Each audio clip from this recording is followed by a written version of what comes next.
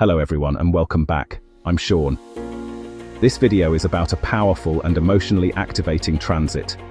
Venus conjunct Chiron in Aries, exact on March the 26th at the late degrees of Aries. Some people think it's a bit negative to talk about healing and wounds, but really, let's face it, unless we look at our baggage, we don't really grow. This is not a light or superficial moment in astrology. This is a threshold for all of us. Venus represents love, connection, money, pleasure, and self-worth. Chiron represents our deepest wounds, the ones that shape us, humble us, and ultimately teach us how to heal. When these two meet in Aries, the first sign of the zodiac, the focus turns toward identity, courage, desire, and the right to exist as you are. This transit asks, where have I learned to shrink in love? Where did desire become risky? Where did I equate rejection with unworthiness? And more importantly, what happens when I choose myself anyway?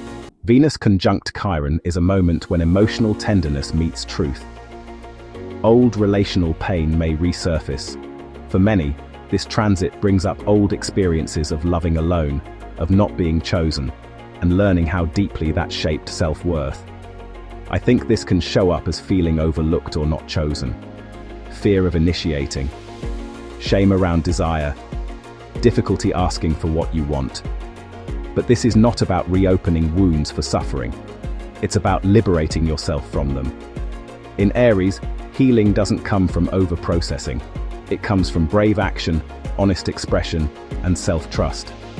This is the kind of healing that says, I'm allowed to want what I want, even if I'm afraid. During this Venus-Chiron conjunction, you may notice a heightened emotional sensitivity in your relationships, where even small moments, a delayed reply, emotional distance, or perceived rejection, can feel more charged than usual. Old wounds around not feeling chosen, valued, or prioritized may surface, prompting strong reactions that reveal where healing is still needed. At the same time, there's a growing desire to reclaim confidence and independence, especially in how you show up in love and assert your needs. This can lead to important heart-opening conversations that clear the air, or in some cases, necessary endings that restore your self-respect. You may also feel a shift in how you pursue pleasure, love, or money, choosing what truly aligns with your worth rather than what feels familiar. This transit doesn't reward passive waiting or self-abandonment.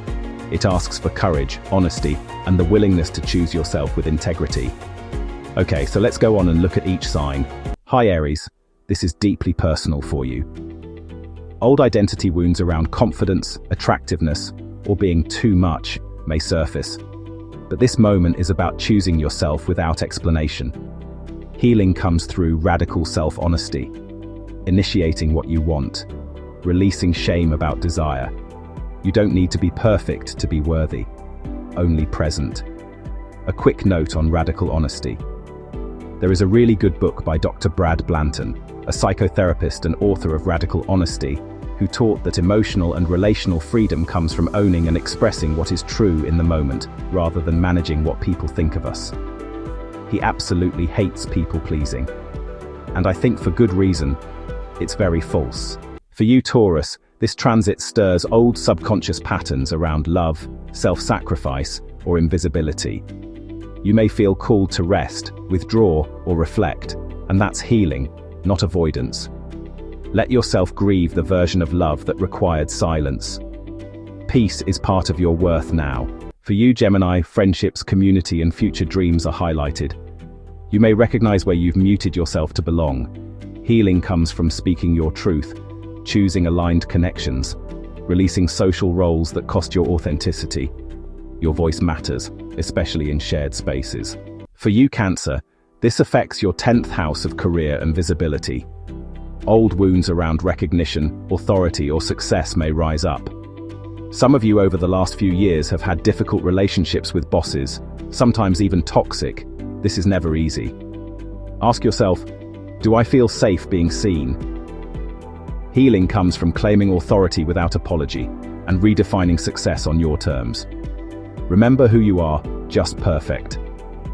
For you, Leo, this is about trust in yourself, in life, and in the future.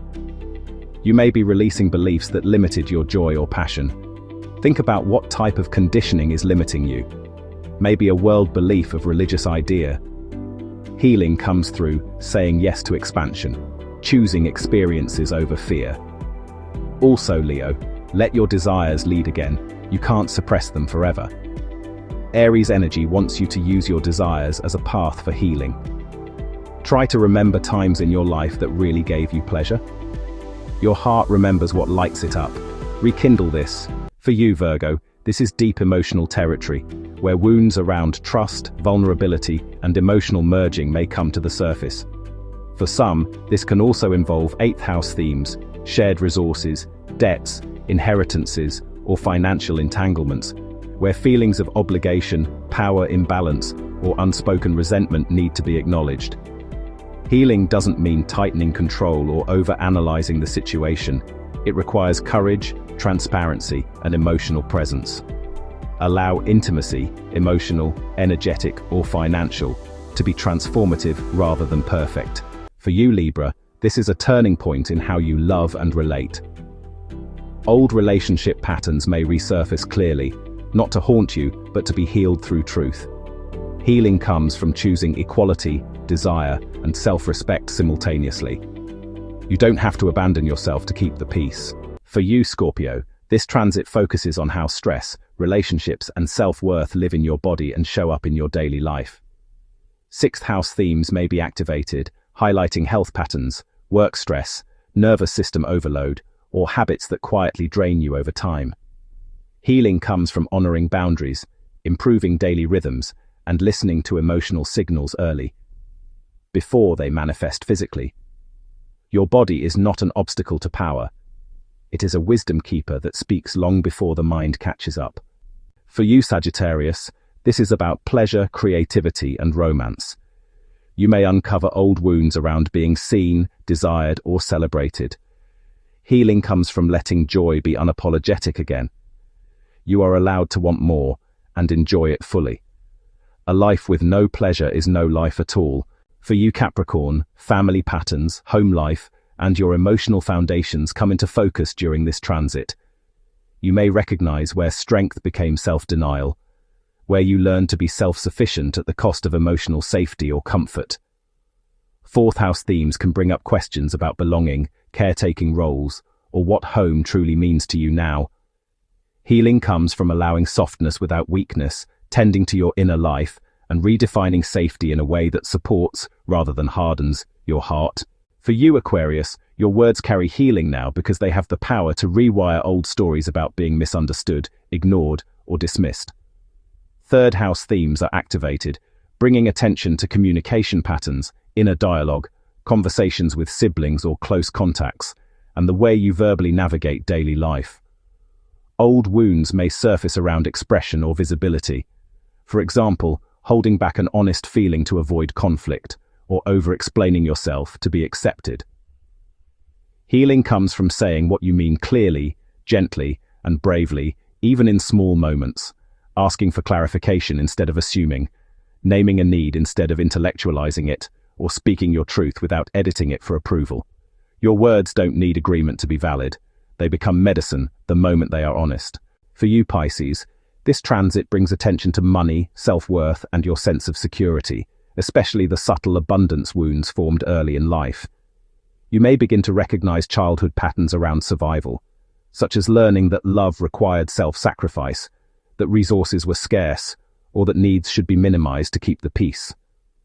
These early messages can quietly shape how you relate to money, support, and receiving as an adult. Healing comes from releasing scarcity narratives that no longer reflect who you are now, and recognizing that your value is intrinsic, not something earned through suffering, saving others, or going without. You are worthy of stability, support, and pleasure, not as a reward, but as a birthright.